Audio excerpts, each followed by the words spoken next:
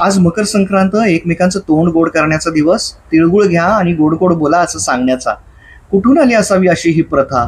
तर त्यामागे आहेत अनेक छान कारणं. प्रथम तर परस्पर नातेसंबंधातले आबोले दुरावे, वैरवितुष्ट, भांडणं, कटुता, शत्रुता मिटवता यावं म्हणून. दुसरं म्हणजे शिशिरात सूर्याची किरणं तितकीशी प्रखर नसतात, तेव्हा आपल्या शरीराला आवश्यक तितकी ऊर्जा आणि स्नायूंना वंगण मिळण्यासाठी तीळ आणि गूळ असे स्निग्ध पदार्थ फार लाभदायक ठरतात. आणि लास्ट बट नॉट लिस्ट, तिसरं महत्वाचं कारण म्हणजे संक्रांत काळामध्ये दानधर्माला अनन्यसाधारण महत्व आहे आणि यातूनच महिलांच्या वौसा आणि वाण लुटण्याच्या प्रथा अस्तित्वात आल्या. पूर्वी महिला घर सोडून क्वचितच एकट्या बाहेर पडायच्या, तेव्हा या अशा वंशाच्याच निमित्ताने त्या देवळात एकमेकींना भेटत, एकमेकींची हितगुज साधत आणि अशा वेळी त्या ऊस, बोरं, हरभरा, विविध प्रकारच्या शेंगा, विविध भाज्यांच्या सीझनल भाज्यांचे काप, तीळ, गुळाचा खडा, हुरडा किंवा गहू जोंधळ्याच्या ओंबी या सर्वाचा एका सुगडीमध्ये संच करून एकमेकींना भेट देत. यालाच वौसा असं म्हणतात. संक्रांत काळात आणि विशेषतः भोगीच्या सणाला घरोघरी होणाऱ्या लेकुरवाळ्या भाजीमध्ये याच सीझनल भाज्या आणि हेच जिन्नस वापरलं जातं, जे वंशामध्ये समाविष्ट केलं जातं.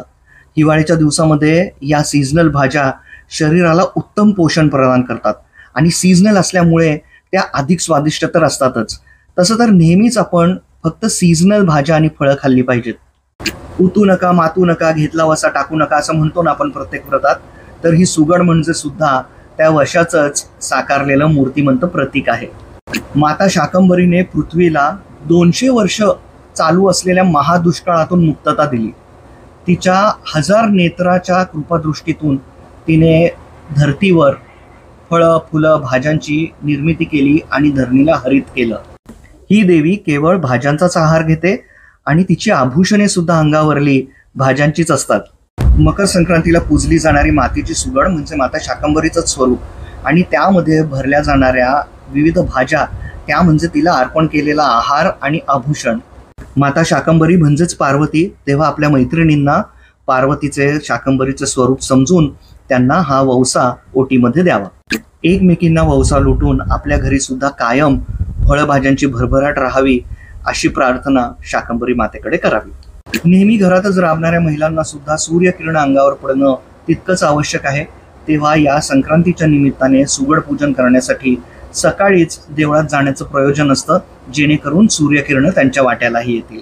कालांतराने वौसा देवळात नेण्याची प्रथा ही शहर वस्तीमध्ये थोडीशी मागे पडू लागली आणि मग या वंशाचं रूपांतर वानामध्ये झालं असावं. कारण दोन्हीचं दान आणि संघटन हेच उद्दिष्ट, फक्त स्वरूप थोडंसं आधुनिक. वौसा लुटताना त्यात केवळ भाज्याच दिल्या जायच्या, परंतु मग वाण स्वरूपात समाविष्ट करण्यात आलं इतर धान्य, गहू, बाजरी, साखर, पान, सुपारी, विडा, फुलं, वेणी, गजरा. मला तर अगदी मम्मीला हळदी कुंकवामध्ये मोडाला आलेली मटकी, छोटे छोटे चहा पावडरचे पाकिटं, मसाल्याची पाकिटं मिळालेली सुद्धा आठवतात. बायका मग जेव्हा थोड्या मॉडर्न व्हायला लागल्या त्यावेळी मग त्या टिकल्या, साबण, आरसा, फणी, काजळ अशा वस्तू देऊ लागल्या. आणि मग जेव्हा याच बायकांच्या हातात सत्ता येऊ लागली, जे की अगदी प्रगल्भ समाजाचं प्रतीक आहे आणि असं व्हायलाच पाहिजे, तेव्हा वाण सुद्धा वधारलं. मग छोट्या छोट्या गृहोपयोगी वस्तू पॉप्युलर व्हायला लागल्या. गाळणं, चमचा, स्टीलचे छोटे प्लेट, डिश, पेले, glasses, lunch box, soap dish, निरांजन, अगरबत्ती, हमाम साबणाच्या छोट्या वडीच्या जागी लक्स साबण आले. वान सिलेक्शनसाठी आईसोबत, शेजारच्या काकूंसोबत अख्खी तुळशीबाग, सिटी, कॅम्प, पालथं घालायचो. मजा पण यायची तेवढी. किती साधं होतं सगळं. आणि आता तर काही विचारू नका, नुसतीच चढाओढ. वानमध्ये सुद्धा कॉम्पिटिशन चालली आहे जणू. प्लीज माता भगिनींनो, आपल्या सुंदर प्रथांचं आधुनिकीकरण नक्कीच करा, परंतु त्यामध्ये ईर्ष्या, मत्सर, दुजाभाव, स्पर्धा आणि श्रीमंतीचे उगाचचे प्रदर्शन टाळा. कारण तुम्हीच पुढची पिढी सुद्धा घडवता, तेव्हा सुसंस्कारांची अपेक्षा ही तुमच्याकडूनच असणार आहे कायम. आणि तुमच्या लक्षात आलंय की नाही, मी सुरुवातीपासूनच म्हणतोय मैत्रिणी, सख्या, सुवासिनी हा शब्द उच्चारायचं मी टाळतोय. तेव्हा हळदी कुंकवाच्या समारंभाचा थाट नक्कीच करा, परंतु त्यामध्ये स्त्रीला स्त्री म्हणूनच मान द्या. तिला तिच्या वैवाहिक किंवा सामाजिक प्रतिष्ठेवरून जज करू नका. आपल्या परंपरा बुरसटलेल्या नाहीये, आपले विचार बुरसटलेले असतात. सुवासिनी, विधवा, कुमारिका या अशा भेदांना, विचारांना या संक्रांतीच्या निमित्ताने त्वरित तिळांजली द्या. मग ठराल खऱ्या घरंदाज. स्त्रीने प्रथम दुसऱ्या स्त्रीचा आधार होणं हे फार गरजेचंच नाही तर महत्वाचं आहे. प्रारब्ध कुणी ओढवून घेत नाही आणि ते कुणाला चुकतही नाही. तुकोबांनी म्हटलंच आहे ना, जे का रंजले गांजले त्यासी म्हणे जो आपुले, तोची साधू ओळखावा देव तेथेची जाणा. वाण हौसेने निवडताना खरंच त्या वस्तूचा उपयोग समोरच्या व्यक्तीला होईल असंच निवडावं. नाहीतर दिलेली वस्तू कुठल्याशा कोपऱ्यात पडून राहणार हे अगदी देणाऱ्या आणि घेणाऱ्या दोघींनाही सुरुवातीपासूनच ठाऊक असतं. मग का उगाच अतिरेक?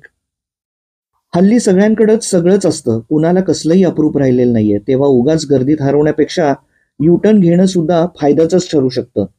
आणि सर्वात महत्वाचं म्हणजे प्लास्टिकच्या वस्तू प्लीज कोणी देऊ नका. रिसायकलेबल आयटम्स, रोपं, पुस्तकं, बियाणं, आयुर्वेदिक वनस्पती असे ऑप्शन सुद्धा ट्राय करा ना. उलट हायफाय वाटेल अजून. लक्षात असू द्या, प्रत्येक माणसाची ओळख जरी त्याच्या नावाने होत असली तरी त्याची आठवण मात्र नात्यातील स्नेह आणि स्वभावातल्या गोडव्यामुळेच होत असते. जिथे माणुसकीची शिकवण आणि भाषा गोड असते ना, तिथेच स्नेहबंध वृद्धिंगत होत असतात. शरीराने जरी भेट होत नसली ना, तरी आपुलकीचा स्नेहमय गोड संवाद सदैव असला पाहिजे. आपुलकीचा स्वर असू द्या ओला, शब्दरूपी तिळगुळ घ्या, गोड गोड बोला. मकर संक्रांतीच्या हार्दिक शुभेच्छा.